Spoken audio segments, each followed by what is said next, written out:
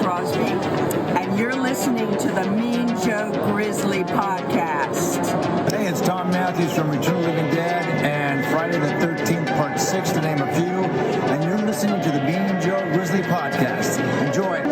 Hey guys, Tyler Mann here, and you're listening to the Mean Joe Grizzly podcast. Hi, I'm John Russo, screenwriter of Night of the Living Dead. Welcome to the Mean Joe Grizzly podcast. Enjoy. Let me introduce myself. I'm Joe Grizzly, bitch.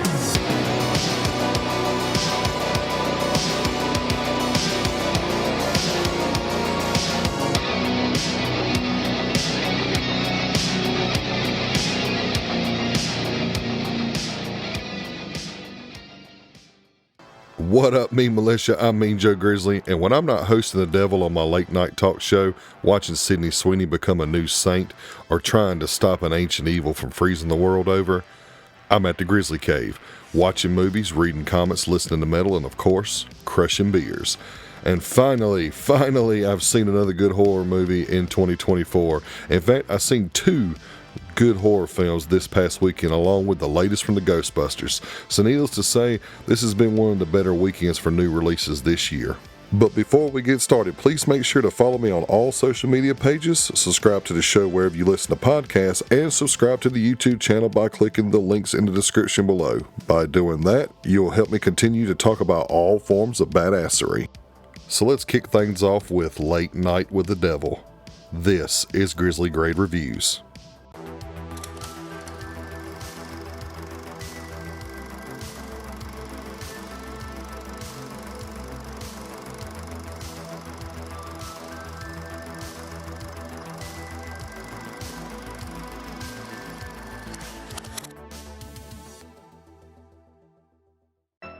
Desperate to save his show and career, late night show host Jack Delroy decides to have a Halloween special, complete with a kooky psychic, a paranormal skeptic, and a genuine conversation with a demonic possessed little girl who might just be the real deal.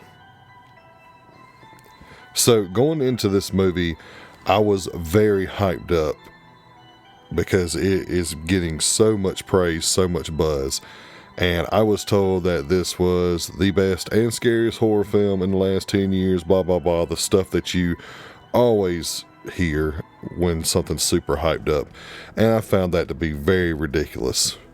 But I did enjoy this movie a lot.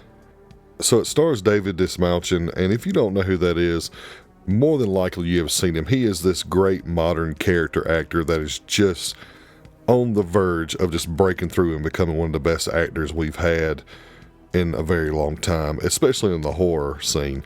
One of the other great things about this guy is he's one of us. He is a die-hard horror movie fan, and it's great to see someone from our community actually get his fair shake and achieve his dreams. And I think this movie was definitely a step in that direction. Again, if you've never heard of Dave Dismalchin, the first time I ever seen him was in The Dark Knight, where he played one of the Arkham escapees, and Harvey Dent was like on the verge of shooting the guy before Batman stopped him.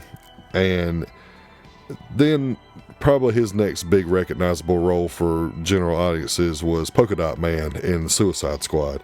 So he's been, doing these roles here and there, and he's slowly been gaining momentum. And this was, to my knowledge, this was his first lead role that he's ever gotten, and it's definitely his best performance yet. His emotional range in this movie is impeccable. He goes from hamming it up as the 70s late night host, Johnny Carson type, to having looks of genuine dread and despair and horror on his face, to moments of sadness, to moments of extreme anger. He has it all, and he nails all of it. Just a phenomenal performance. And the rest of the cast all around, they do great as well. And the other particular standout was, I believe her name was Lily. She played the possessed girl. She freaked me the fuck out. her facial expressions and mannerisms was just too damn creepy. Great performances all around. The 70s atmosphere and aesthetic, they completely nailed it. From the camera filter to the dialogue to the culture that they bring in, everything feels like it was ripped straight from the 70s. Just that's what they were going for, and they definitely nailed it. But the behind the scenes feature, because this movie is it's essentially a found footage movie with this 70s lens on it. And when there's commercial breaks on the show, it cuts to black and white, and it has these like behind the scenes like featurette things where it has Jack Delroy and him and his co-workers working together. And the change up between the found footage format to that is done pretty well. It can be a little jarring sometimes at first, but then you see where they're going for, and it works. The practical effects, when there is a need for them, they look great. There's not much violence in the movie. It's more of a slow burn storytelling type horror movie instead of a balls to the wall gore fest. But when there is kills and they are practical, they look phenomenal. And they even have like this 70s cheesiness to them that I really like. Because back in the 60s and 70s, the kills were kind of corny, but it adds to the charm of the film, and they also nailed that as well. And the story overall, it's solid. The motivations and the reasoning behind the entire situation and all the characters' motivations, all of it was very well thought out and very well planned out as the story unfolds throughout the night between what's going on behind the scenes and certain flashbacks and things like that. They do a good job of telling this story. Now, I do got a few issues. Towards the end, there are some scenes where there are some non-practical effects used, some digital effects used, and they look absolutely fucking awful. But I don't know if that was like by design, intentionally by design, but even if it was by design and intentional, it looks like shit. I don't know why it kind of took me out of the movie. They just were so jarring and they just looked so bad. And I really wanted the ending to the film to have more of a punch. Like when you get this big reveal at the end, which you kind of see coming. It's not actually predictable, but you see, eventually you see it. And I wanted it to have a little more of a gut punch. It was still good, but it just felt like it was missing something. I can't really quite put my finger on it, but I wanted a little more out of that ending. And finally, I want to address this movie had a little bit of controversy behind it. And one of the big talking points of this movie is the producers and director and all the crew and everything admitted to using AI for these little cue cards that were like going in between the commercial breaks on the show, like "We'll be right back" or "Happy Halloween." Like they used AI to create those little artwork pieces for the cue cards, and they're very noticeable in some. After hearing this and then thinking back, they're very noticeable. But my real question is who gives a shit? I mean, don't get me wrong. I'm not a supporter of AI because I'm of the mind that there have been a few movies that have been written by AI this year, and those movies have been fucking awful. So I'm not all for AI writing or being used so heavily, because I do think it takes a job away from somebody, and I do think that it just causes problems in the long run. Because ultimately AI is not human, so therefore it cannot create human dialogue properly, and it cannot create artwork that is from the soul and heart of a human.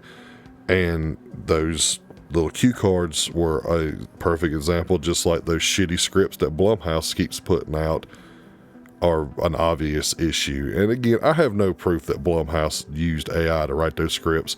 I just know that I don't believe that a human wrote those scripts, especially the dialogue, because it's so inhuman. Human beings do not talk the way that people talk, and I'm not going to get on that rant, but this is kind of the same situation. Is a human wouldn't draw something this imperfect. I mean, yeah, art is subjective, but you could just tell that an AI drew this picture, and AI does this by taking portions of art throughout. Essentially, it steals art off of the internet and stuff like that, and it puts it in this amalgamation, and boom, we have the artwork that you asked it to create for you.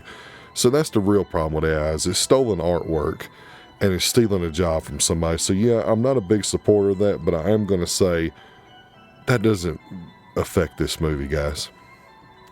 Did it possibly take a job away from somebody? Yeah, probably, but don't let that deter you from watching this film, because this movie's really good. And I also wanted to bring up, not necessarily a negative, but just a little insight. I've seen a lot of other content creators talk about they think they may enjoy the movie more if they watched it at home. And I kind of have to agree with them. I do feel like this movie feels more like a home video experience because it has that late night TV feeling to it that it would make for a better viewing at home. So make sure you check it out when it comes to Shudder in a couple of months. Shudder's been killing it lately, man. They've stop motion. Now this, I mean, they're tearing it up. I'm very, very happy to see Shudder just having a breakout year, and they got quite a few more movies coming out later this year. One in particular I'm very excited about, called Inviolate Nature. Go look that trailer up. It looks very interesting. It looks like a spiritual successor to Friday the 13th Part 2. Check it out and watch it, and you'll know exactly what I'm talking about. But Late Night with the Devil perfectly captures the look and aesthetic of the late night talk show scene and culture of the 1970s, and Dave Dismouchin gives the best performance of his career alongside a great cast. When you throw in some good practical effects and a decent story, and you got a pretty enjoyable and unique found footage horror film.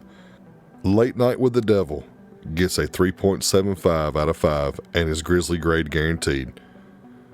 I want to also add that this will be a great addition to a Halloween watch list, since it takes place on Halloween and it has those spooky Halloween feels. So if your theater's still playing this, go give it a watch. If not, wait till it starts streaming on Shudder. That should be out in a couple of months. Either way, check this out. Now let's move on to Immaculate. When a devout nun is sent to Italy to take her vows at a well-renowned monastery, she is suddenly and miraculously with child, but her faith and trust begins to fade as she discovers sinister forces are at work. And that is not even close to what this film is actually offering here.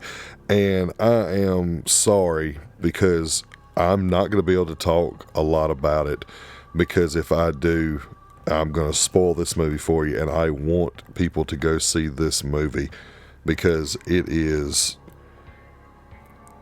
something else. That's all I can say.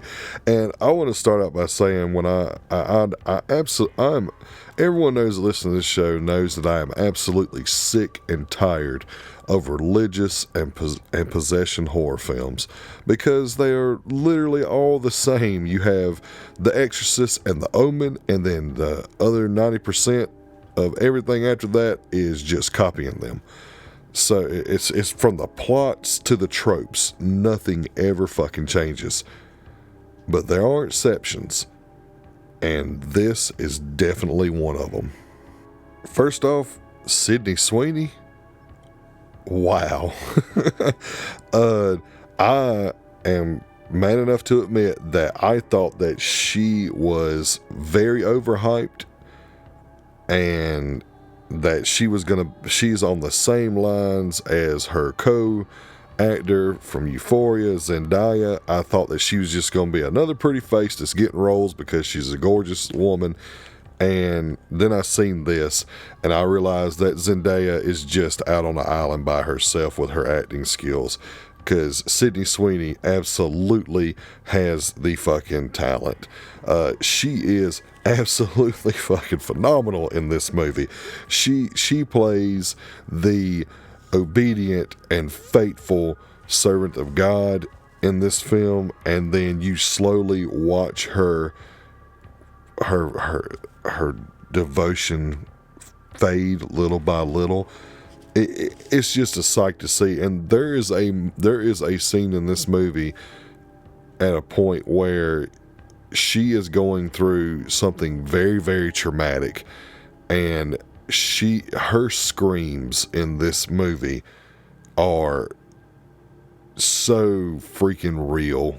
Like they don't feel exaggerated or acted out at all. They felt so fucking organic. She has a bright future ahead of her if she continues to pick good movies. It's particularly horror films, because she definitely has an eye for horror. She's got a very bright future. I'm actually looking forward to seeing how much further she can go with this.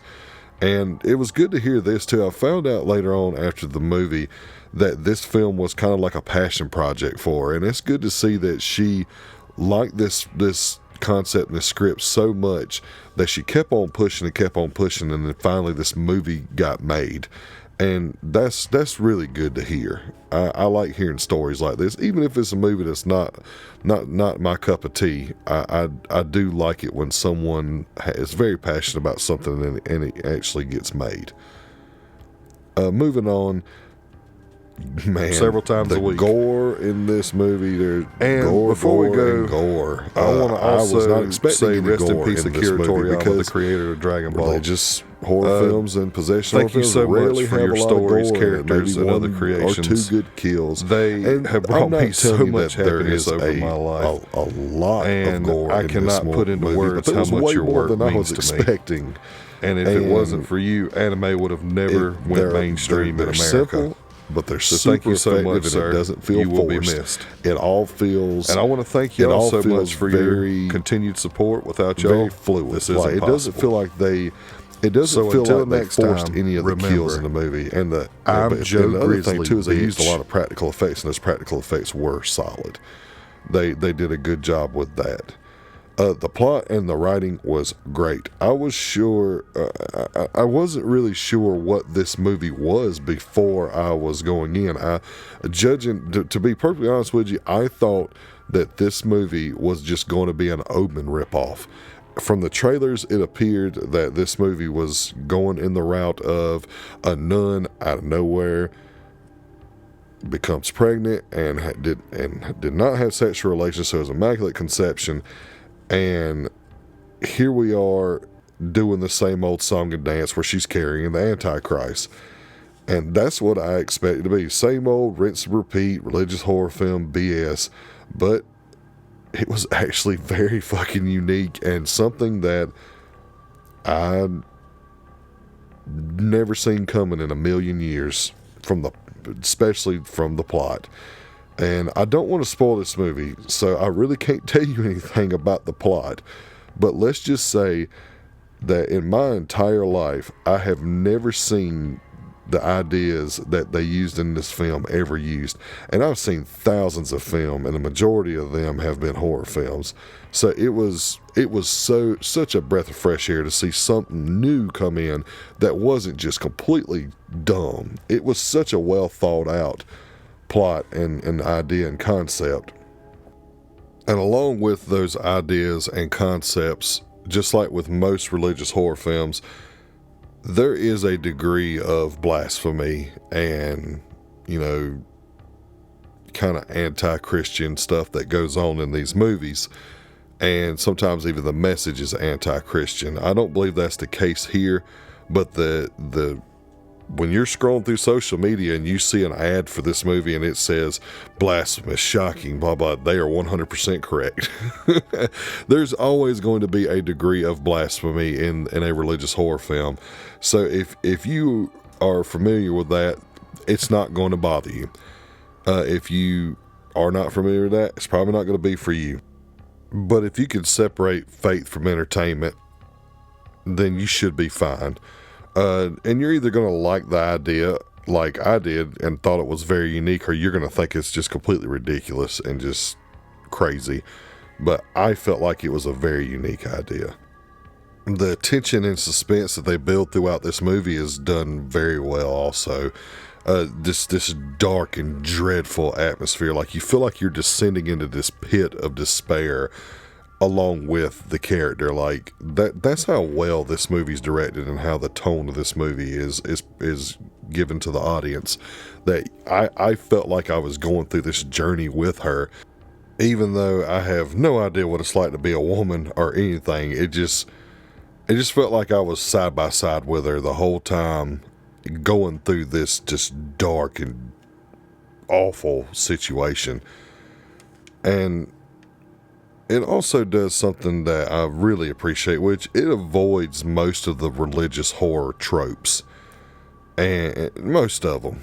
There's a couple of ones that they commit, but most of it, it's so far from this rinse and repeat religious horror film. And I know I keep saying that, but y'all just have no idea how much of a breath of fresh air that is. That because we literally get 30 of these damn movies a year, guys, and most of them are not good. So it's just so, I appreciate it so much when they take this concept that's so fucking played out and they do something so unique with it. But they do manage to squeeze in a few unnecessary jump scares. And don't get me wrong, those jump scares were effective, but they just like with most modern jump scares, they just feel completely fucking unnecessary. I mean, we got, oddly enough, in this subgenre of horror, we have franchises that are completely reliant on jump scares. I enjoy the Conjuring movies for what they are, because I know subjectively they're not good movies. Some of them are, most of them ain't. I just enjoy the lore and the connected universe of the Conjuring, but they do rely on jump scares way too much, and they're so cliche and so predictable now that it's just not. They have no effect on me. The Insidious franchise is literally jump scare the franchise. If there wasn't jump scares, Insidious wouldn't even be a thing. So it's definitely something that's so played out. And Immaculate does have a few of those in here. Not necessarily a detriment, just felt unnecessary and forced. The rest of the cast, other than Sydney Sweeney, they're just okay. None of them are particularly standing out. I'm not saying any of them are bad, because none of them are bad. They're just there, and Sydney Sweeney is soaking up all the spotlight, which she definitely deserves, because her performance is incredible. They're pretty much along for the ride watching her perform. The other thing I wanted to get to is that, and these are kind of, this is also falls into, you're either going to like it or you're not going to like it. And that the movie is a slow burn. It builds tension, but it plays the long game. And if you can't handle the long game, you're not going to like this movie either. And circling back around to the blasphemy part, again, I'm not going to reveal any spoilers because I want people to go see this movie. But the ending of this movie, I still don't know how I feel about it. Because when I genuinely tell you that this movie, the ending of this movie was so shocking and it was so insane that me and the people in the theater sat there for almost 5 minutes just sitting there watching the credits roll and the lights on, because the lights came on after the credits roll in most movies, unless there's like a mid-credit scene or end credit scene.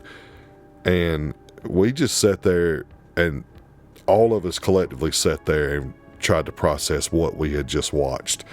Because I can tell you right now that end scene is either going to piss you off, or it's going to shock you and stay with you, or honestly, I don't know. Because I can tell you right now, I find this movie to be, I think it's a good movie.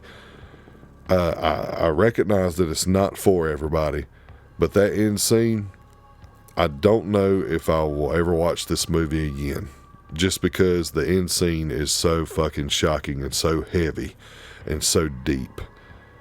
I'm never going to forget that end scene. And I'm not overhyping it.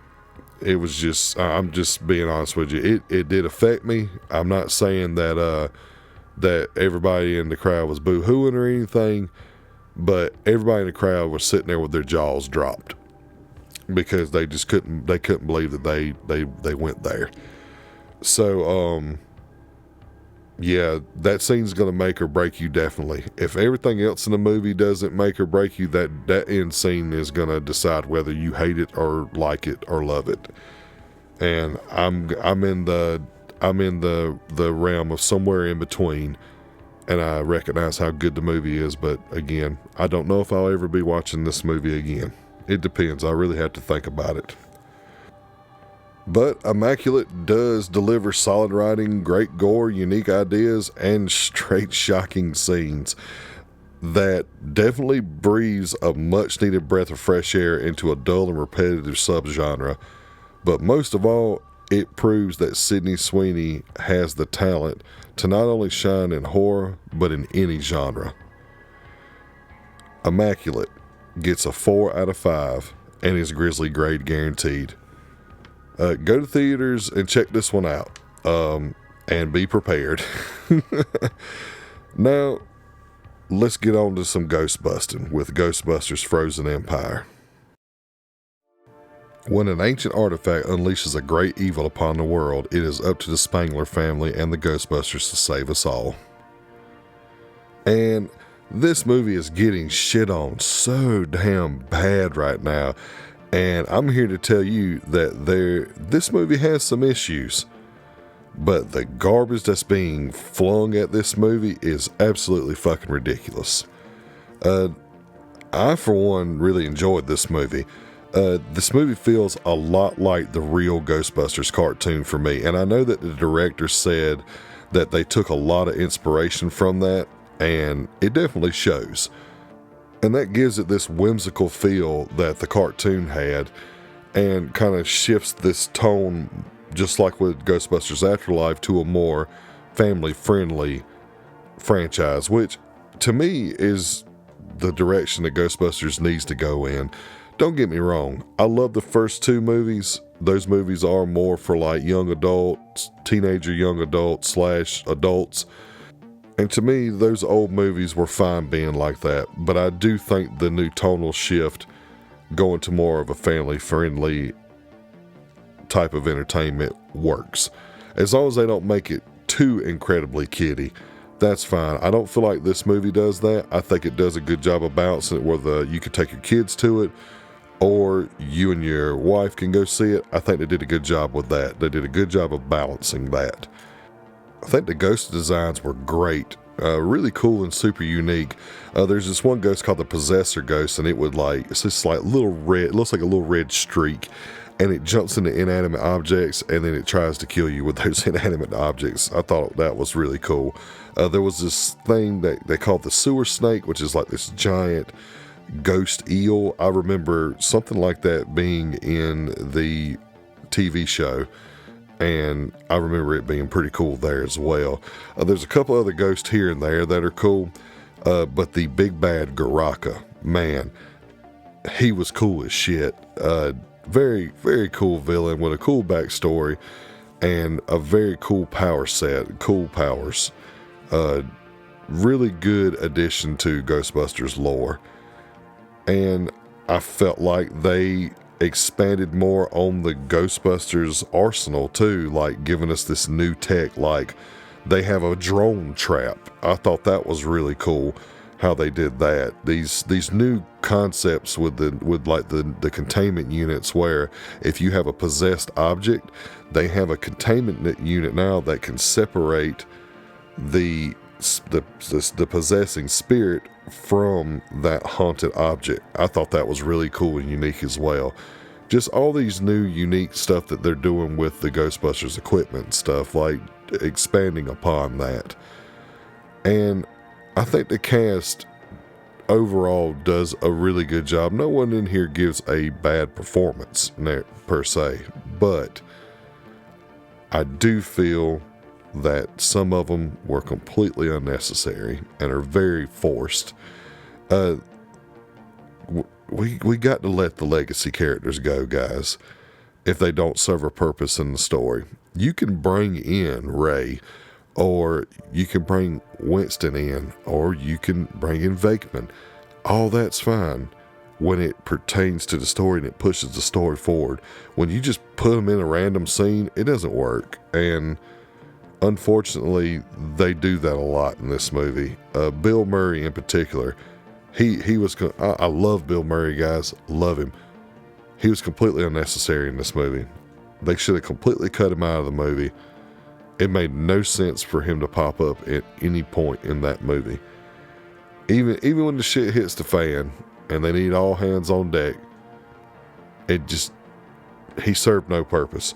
Annie Potts too, the one that plays Janine, the secretary, she serves no purpose either. They did a really good job of utilizing her in Afterlife, which is why it didn't make any damn sense for them to use her the way they did in this movie.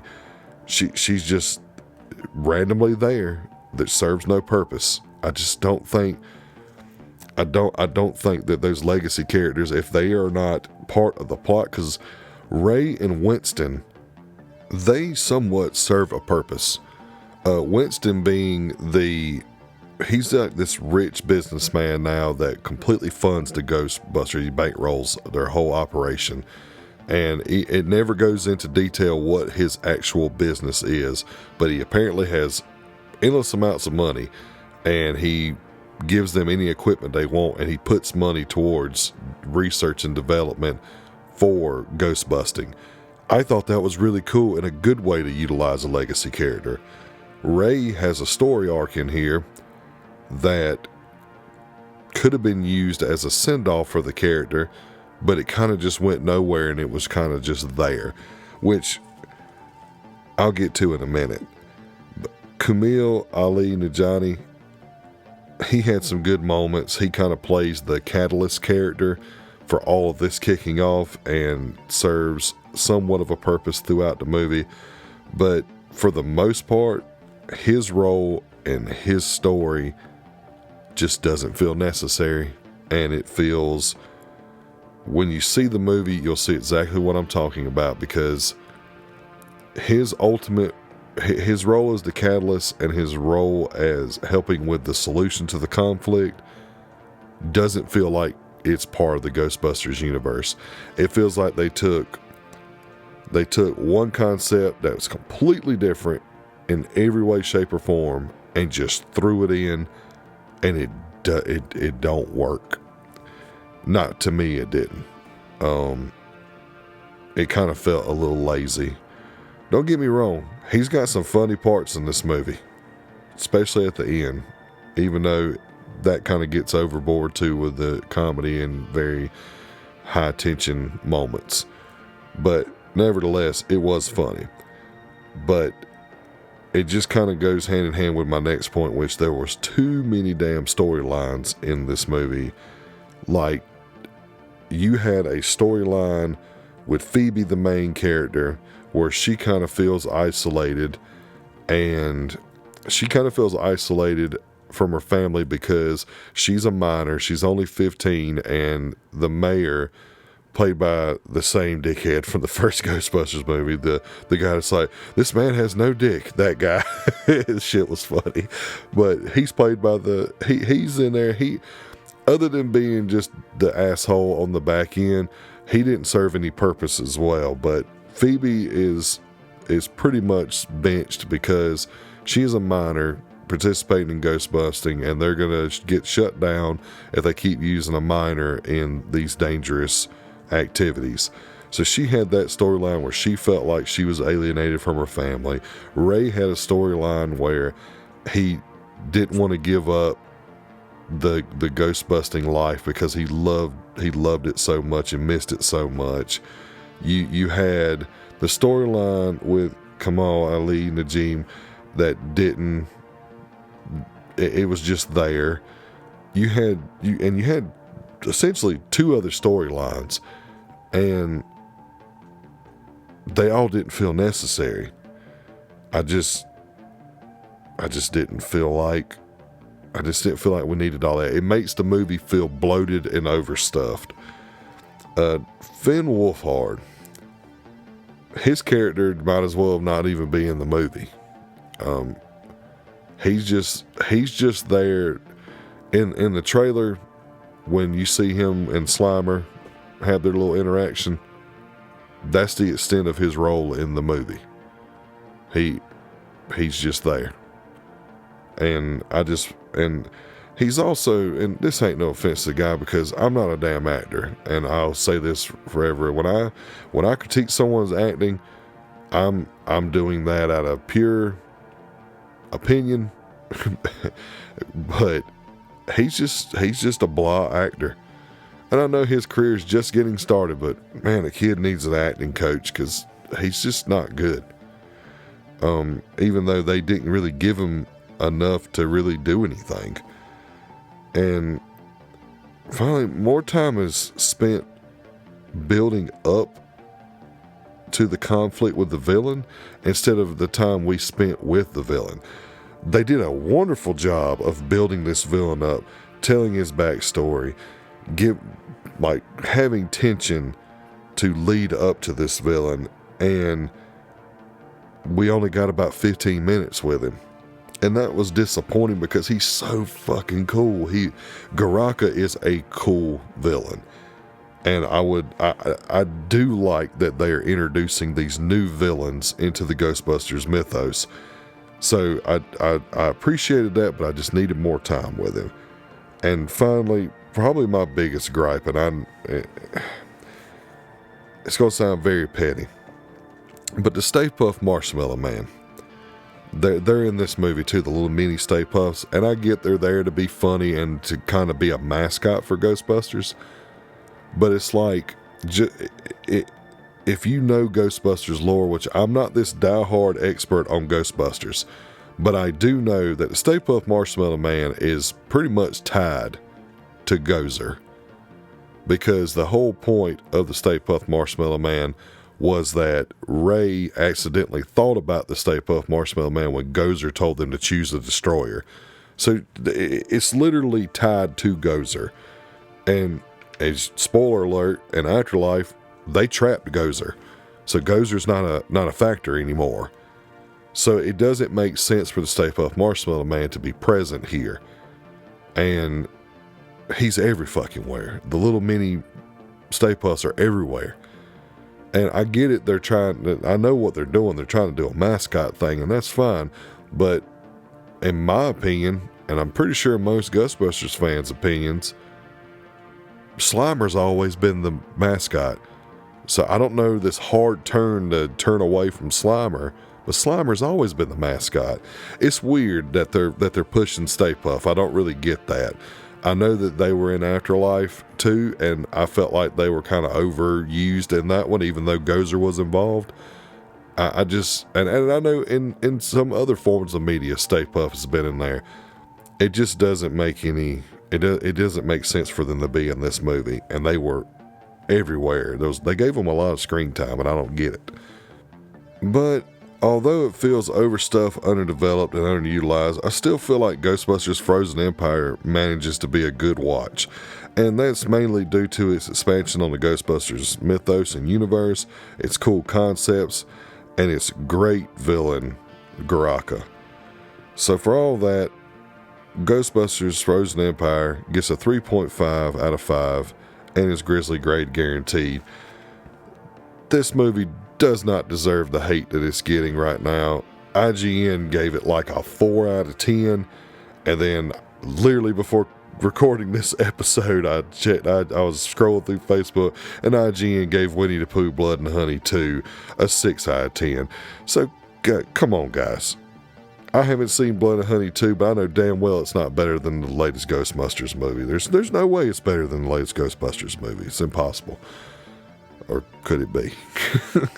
I still think this movie's getting a lot of hate for no reason. So go check this out. If you got kids, definitely take them to it. They will have a good time. If you and your wife just want to go watch a nice, laid-back, family-friendly movie, go check out Ghostbusters Frozen Empire. I enjoyed it, and it's definitely getting unjustified hate right now. And that does it for another episode. Make sure you click the links in the description and subscribe to the show wherever you listen to podcasts, and also follow the YouTube channel so you don't miss any of the content I'm bringing your way. Also, make sure you check out Carl Casey at Whitebat Audio. He is a synthwave master, and his music is being used throughout each episode, so check him out on Apple Music, Spotify, and YouTube. Sorry that it took a little while for this episode to drop, guys. It was supposed to come out Monday, then life got in the way. So the other drop that I was going to have today, that's also been pushed. So stay tuned for that. It's going to drop pretty soon on the YouTube channel. And speaking of the YouTube channel, please go and subscribe to my YouTube channel. If you follow this show, please subscribe to the YouTube channel as well. Trying to grow that platform too. And I'm going to start bringing a lot more stuff there. I've been bringing, audio versions of this show there. And I've also started Mean Joe's Monster Manual. And I plan on starting even more stuff. So go ahead and subscribe to that so you don't miss that. The next podcast episode is going to be one of my most anticipated movies of the year, Godzilla X Kong: The New Empire, and I cannot wait.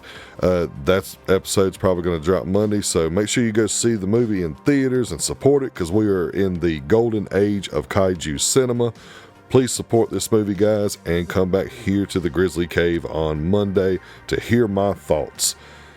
And until next time, remember, I'm Joe Grizzly, bitch.